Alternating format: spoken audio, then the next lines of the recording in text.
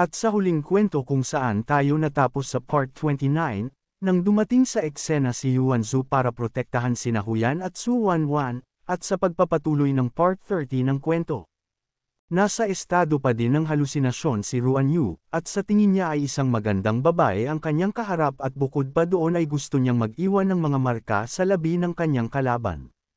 Galit at may halong pangamba ang nararamdaman ng kalbo, dahil masyado na siyang nababastos ay nagbigay siya ng pagbabanta at iginigiit kay Ruan Yu na idilat niya ang kanyang mga mata ng mabuti kung kamukha ba siya ng binabanggit nitong asawa. Gayunpaman, kahit ilang beses niyang pinagsasabihan at pinagbabantaan si Ruan Yu ay wala pa din itong silbi at patuloy pa din itong lumalapit sa kanya ng may malalaswang intensyon. At sa sandaling yun doon niya napagtanto na ang bitbit ni Ruan Yu na kalasag ay may napakataas na depensa, nilabas ng kalbo ang kanyang mga punyal hinahanap ang mga posibleng parte sa katawan ni Ruan Yu kung saan hindi ito maipagtatanggol ng kanyang kalasag. Sinimulang araruhin ni Ruan Yu ang katapat niyang kalbo gamit ang kalasag sa harapan niya, subalit ginamit naman ng kalbo ang pagkakataon na iyon para mabilis na lumipat ng pwesto kung saan lantad ang likod ni Ruan Yu at para ihanda ang pag-atake. Sa sobrang pagkabuwisit niya, ay malakas niyang binato ang 3 punyal direkta sa parte ng likuran ni Ruan Yu. Nabigo ang kanyang pag-atake nang puntiryahin ni Jiang Kai ang kanyang 3 punyal at magbanggaan ito sa ere. Pinaalalahanan din ni Jiang Kai si Ruan Yu na mag-iingat. Lumingon ang kalbo para tingnan kung sino ang humadlang sa pag-atake niyang iyon kay Ruan Yu. At napansin niya na ang kapitan pala iyon ng Fire God Squad na si Jiang Kai, na eksakto lang ang kanyang pagdating sa eksena. Nagmamadaling ipinaalam ng kalbo sa kanilang kapitan na si Huang Da, na nagamit na ng ating bida ang kanyang mga 8 punyal. Nang marinig niya ito may isang kakaibang bagay ang inilabas ni Huang Da na nagsisimulang maglabas ng nakakasilaw na kulay lilang enerhiyang liwanag sa paligid. Ipinakita niya ang kanyang nakakalokong ngiti at sinimulang buhayin ang bagay sa kanyang palad na tinatawag na supermagnetic stone. Itinaas niya ang bagay sa kanyang palad at nagsimulang akitin ng supermagnetic stone ang lahat ng kagamitan na may metal sa buong paligid ng entablado. Hindi alam ni Huyan at Su Wanwan kung ano ang nangyayari, at bigla na lang ang compass na aparato at ang dagger na hawak nila ay parang hinihila sa kanila ng malakas na puwersa. Labis din ang pagtataka ni Yuan Zhu at napansin na ang hawak niyang espada ay parang nagkaroon ng buhay at gustong kumawala sa mahigpit niyang pagkakahawak. Samantala sinusubukan naman na tawagin ni Jiang Kai ang kanyang 8 mga punyal pabalik sa kanya. Kahit anong pagpupumilit niyang ibalik ang kanyang mga punyal, nagpupumiglas lamang ito sa harap ni Huang Da hirap na makatakas sa magnetic na enerhiyang nagpapakulong sa kanila. Sa huli ang 8 punyal ni Jiang Kai ay wala na sa kanyang kontrol, tuwang-tuwa naman si Huang Da sa pangyayaring ito at sinabi sa kanya na hindi sila pupunta dito sa labanan ng hindi handa. Ang item niyang ito na supermagnetic stone ay kinuha pa nila mula sa core ng isang mataas na antas na supermagnet, na partikular na idinisenyo upang kontrahin ang punyal na armas ng ating bida. Nagliwanag ang mga mata ni Huang Da na parang demonyo, at sinabi niya kay Jiang Kai na meron na lamang siyang isang punyal na natitira at tinanong kung ano pa ang kanyang mga pagkakataong manalo sa sitwasyon niyang ito. Gayunpaman, nakangiti at walang imik lang si Jiang Kai sa kanya at walang mga palatandaan ng panghihina sa kanyang loob. Sa halip, kabaliktaran ang pinapakitang reaksyon ni Jiang Kai, isang matinding determinasyon at resolba ang lumilitaw sa kanyang mukha. Inilabas ni Kai ang natitirang punyal at sinabi niya na masyado lang siyang nagdiriwang ng medyo maaga. Isang bagay naman ang napapansin ni Huang Da, na ang huling natitirang punyal na hawak ni Jiang Kai ay hindi apektado ng kanyang supermagnetic stone.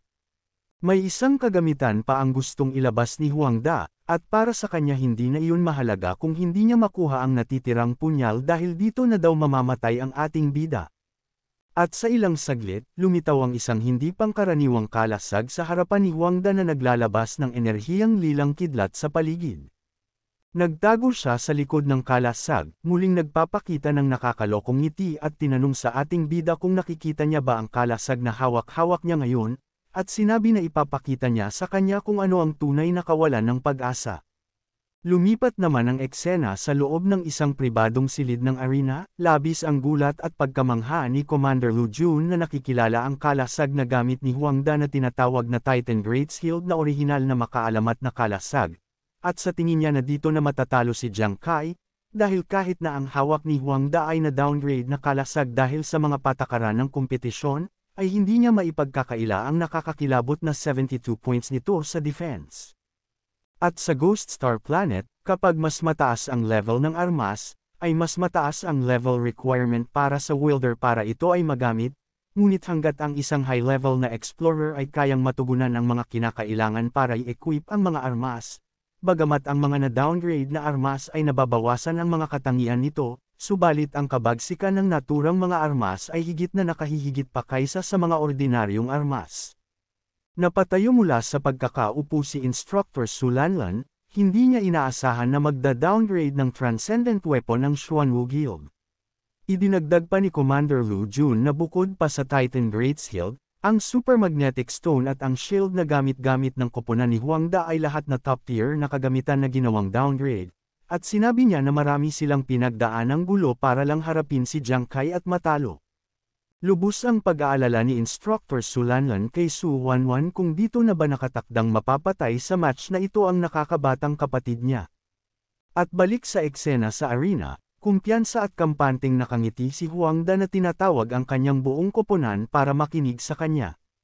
Inutusan niya ang mga ito na ihanda na ang sarili na alisin ang lahat ng miyembro ng Fire God Squad, at sa kalamangan nila sa sitwasyong ito hindi maalis-alis ang pananibik sa kanilang mga mata na gawin ang masamang ninanais sa kanilang mga katunggali.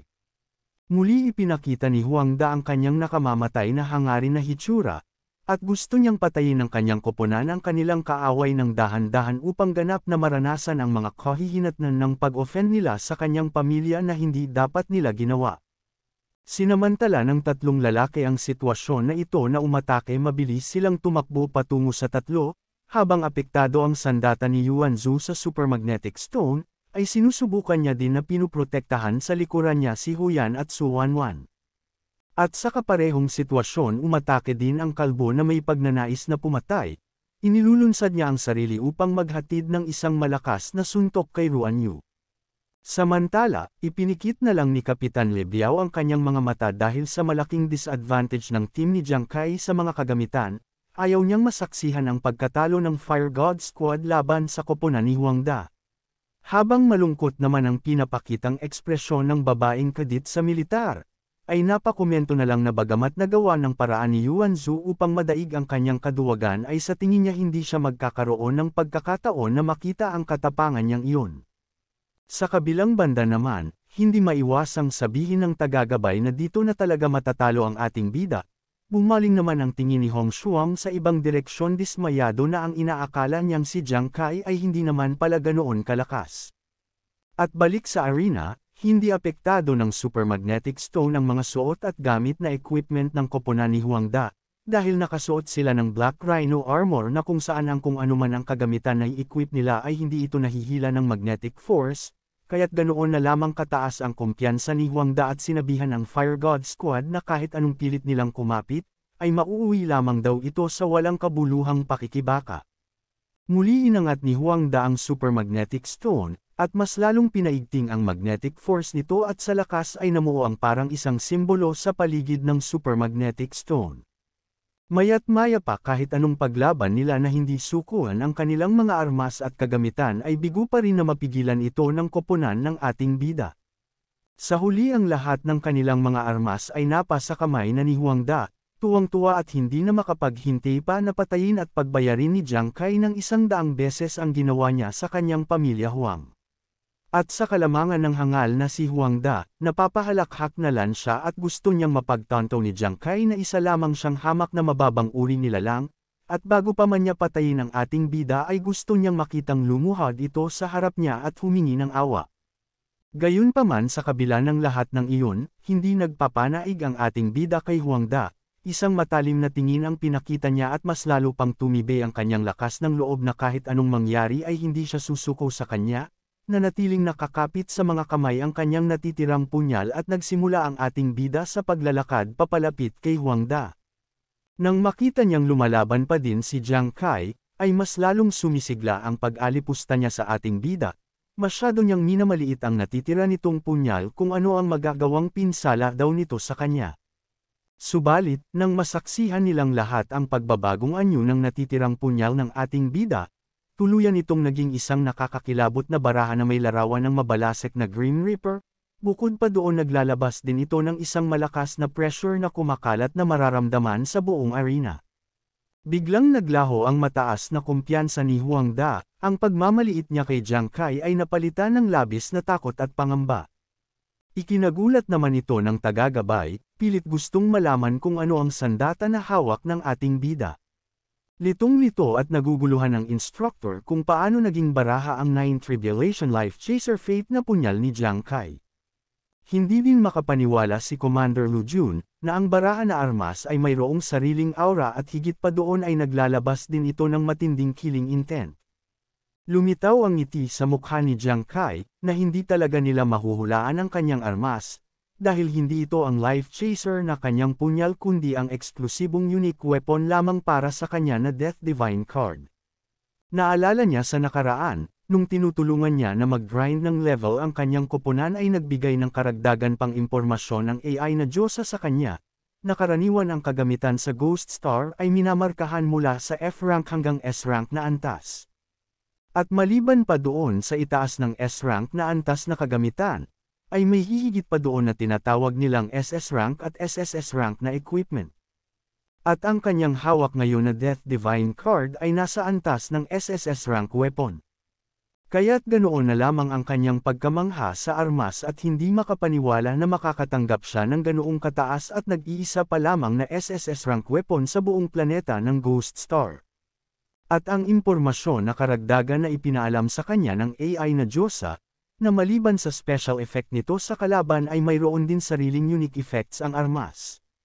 Ang unang unique effects nito, para sa bawat set na karagdagang baraha na makokolekta ay tumutulong ito na makakuha ng karagdagang pang 10% sa base stats ng user at karagdagan din na 50% sa weapon penetration. Ang pangalawang unique effects naman, maaaring ma-devour ng baraha ang iba pang uri ng paghagis na armas at magmana ng lahat ng kanilang mga katangian at epekto. Gayunpaman, ang pag-devour at pag-transform ay hindi nakakaapekto sa orihinal na attributes ng mga SSS rank Death Divine cards. At balik sa eksena, nakangiting may kumpiyansa at sabay ibinunyag ng ating bida kay Huang Da na bago pa man magsimula ang kanilang match ang kanyang death card ay nakabalat kayo na bilang Life Chaser Dagger sa ilalim ng kanyang pangalawang unique effect na Devour and Transform. Idinagdag pa ni Jiang Kai na wala itong magnetic stone na naka-embed sa kanyang armas kaya hindi ito maaapektuhan ng super magnetic stone ni Huang Da. Pinagmasdan ni Huang Da ang hawak na baraha ng ating bida at binaliktad siya ni Jiang Kai na baka si Huang Da pa ang lumuhod at magmakaawas sa kanya. Lumitaw ang enerhiya ng kanyang kasanayan na Ghost Eye focus sa kanyang mga mata, isang nakakapanindig balahibong matalas na tingin at murderous intent ang pinakita ni Jiang Kai direkta sa kalaban niya. At sinabi kay Huang Da na baka ang hilingin pa nito na hindi para iligtas siya kundi ang paghingi niya ng awa na patayin na lang siya nito. Labis na naguguluhan si Huang Da, natataranta at hindi niya alam kung ano ang gagawin ni Jiang Kai sa kanya. Sinimula ni activate ni Jiang Kai ang pangalawang special effects ng kanyang Death Divine card na tinatawag na Wrath of the Gods, at sa ilang iglap lang isang matinding pag-atake kasama ang pagkakasuklam niya sa pamilya Huang ang pinakawalan niya patungo sa kalaban niya na si Huang Da. Ang kawawang hangal naman na si Huang Da pilit pinuprotektahan ang sarili gamit ang kanyang makaalamat na kalasag. Subalit, ang ipinagmamalaki niyang Titan Great Shield na Transcendent Weapon ay unting-unting nasisira at binabaon sa armas na Death Divine card ng ating bida, at ang Wrath of the Gods na pangalawang special effects ay umiikot sa mataas na bilis na ang dulo nito ay ang sentro, patuloy din itong magdudulot ng pinsala sa kalasag ni Huang Da. Bigul nang makatakas pa sa kanyang sitwasyon, wala nang ibang magagawa pa si Huang Da kundi umaasa na lang na mapipigilan niya ang pag-atake na iyon ni Jiang Kai, at naniniwala siya na hindi kaya nitong patagasan ang kanyang kalasag. Sa patuloy na dinudulot na pinsala ng Death Divine card, hindi na nito kinaya pang salagin ng Titan Great Shield at sa pagkasabog ng kalasag tinamaan din ng pinsala si Huang Da at napapalipad na lamang ng mabilis sa ere. Bumangga siya ng malakas sa barrier ng entablado, at sa lakas ng impact ng pagkakabangga na bitawan ni Huangda ang pagkakahawak niya sa supermagnetic stone, dahilan para matigil ito sa pag-activate. At sa pagkakataon din na iyon, ang mga armas na kinokontrol ni Huangda ay nahuhulog sa lupa. Napansin naman ni Yuanzu na nawawala na ang malakas na puwersang humihila sa kanyang espada. Malakas na isinigaw ni Huyan kay Yuanzu at ipinaalam niya na nawala na ang kontrol ni Huangda sa supermagnetic stone, at oras na nila para dumapensa. Sa kritikal na sandaling ito, sinalag ni Yuanzu ang lahat ng pag-atake na iyon ng tatlong lalaki na kalaban nila. Ipinagtataka naman ito ng isang lalaki kung paano nagawang magamit ni Yuanzu ang kanyang espada at salagin ang kanilang pinagsamang atake sa kanila at alam niyang ganap na kontrolado na ito ng kanilang kapitan na si Huangda. Samantala sa kabilang banda naman, buong lakas na sinalo ni Ruan Yu ang malakas na atakeng suntok ng kalbo, gamit ang kakayahan ng kanyang dakilang kalasag na lumilikha ng barrier sa paligid, at sa lakas ng suntok ay bahagya siyang mapa-atras na lumilikha ng mausok na hangin na alikabok. Nang humupa na ang usok, nakangiti lang si Ruan Yu na tila parang walang epekto sa kanya ang malakas na pag-atake na iyon ng kanyang katapat, sa halip pinagsabihan niya pa ito na huwag niyang gawin ang palihim na pag-ataking iyon sa kanya. Sobrang ipinagtataka naman ito ng kalbo, na ang buong lakas na ibinigay niyang suntok ay halos hindi man lang nagdulot ng pinsala kay Ruan Yu. Ang buong manunood sa loob ng arena ay naiwan sa ganap na pagkamangha sa lakas na ipinamalas ni Jiang Kai sa nakakakilabot nitong pag-atake, at hindi nila maunawaan ang nangyayari kung paano nagagawa ng barahan niya na patagusin at sirain ang isang transcendent na kalasag. Sa matinding pinsala na kanyang natanggap, pinipilit ni Huangda na itayo ang kanyang sarili. Kahit anong pagsusumikap niya ay hindi niya ito magawa, kaya't napapasabi na lang siya sa kanyang isipan kung paano siya nagawang matalo ng basurang si Jiang Kai at hindi niya talaga ito matanggap. Doon pa lang napansin ng koponan ni Huangda, na ang kanilang kapitan ay malapit ng patayin ni Jiang Kai, kaya't kaagad silang nagpasya na tulungan ang kanilang kapitan at protektahan ito mula sa ating bida. Subalit nang tutungo na sana sila sa lokasyon ng kanilang kapitan, mabilis naman na lumitaw sa harap nila si Yuanzu at Ruan Yu upang pigilan sila. Sabay nang umiti ang dalawang lasenggo na sinasabi ni Yuanzu na kalabanan nila siya. Sinabi naman ni Ruan Yu sa tatlong katunggali na mas lalo siyang nasasabik kapag sila ay tumatakas. Samantala, nang makalapit na si Jiang Kai sa kanya parang isang sugatan na tupa si Huangda na takot na nakatingin sa ating bida. Tinawag ng ating bida ang kanyang baraha sa pamamagitan ng pagkontrol nito sa kanyang isipan, mabilis na sumunod ang baraha at lumipad sa kanyang amo. At sa wakas ang ninanais na paghihiganti ng ating bida ay malapit na niyang makamit, at bago pa man niya ito gawin isang tingin na parang mandaragit, at sinabi niya kay Huangda na ang totoong palabas ay magsisimula pa lang, at pagkatapos ay sinimulan niyang i-activate ang unang special na epekto ng kanyang Death Divine card. Isang nakakaawang tingin ang lumilitaw sa mga mata ni Huangda, nawawala ng pag-asa at alam niyang hindi ito magandang kahihinatnan para sa kanya. Sa sobrang bilis, hindi man lang niya napansin na tumama na ang baraha sa katawan niya, at kahit gaano pa katibay ang suot niyang baluti ay hindi nito magagawang protektahan ang sarili sa mataas na penetration effect ng Death Divine card na hinahayaan lang na matanggap ni Huangda ang mga pinsala, na naging dahilan para gumawa siya ng nakalulunos na pagsigaw. Labis ang pagkamangha ni Instructor Sulanlan nang masaksihan ng mga mata niya ang lakas at bilis ng armas na baraha, ni halos hindi makasabay ang mga mata niya sa sobrang bilis. Walang tigil pa din na inaatake ng baraha si Huangda, kahit wala sa posisyon ay patuloy ang kanyang pagmamatigas binabantaan na papatayin si Jiang Kai at inuutusan na itigil na niya ito. Mas lalo lang nagalit si Jiang Kai, sinabihan si Huangda na hindi talaga siya natututo sa kanyang pagkakamali, na kung sa tingin niya ay ito na ang lahat ng iyon ay ito daw ang kanyang malaking pagkakamali. Lumitaw ang holographic system, sinasaad na ang kanyang unang special effect na Time Has Not Come, ay paulit-ulit na aatakehin ang target ng 50 beses, at sa paggamit ng special effect na ito ay magkukonsumo din ng malaking spiritual power ng user at sa panahon ng prosesong iyon, ang biktima ay makakakuha ng karagdagang 50% na pinsala na hindi maaring mamatay. Walang katapusang pagpaparusa kahit ni isang segundo ay walang binibigay na awa si Jiang Kai kay Huangda, ang bawat natatamong pinsala ay mas lalong pinaiigting ang kanyang tindi ng bawat paghihirap at patuloy ang paglikha ng nakakaawang pagsigaw.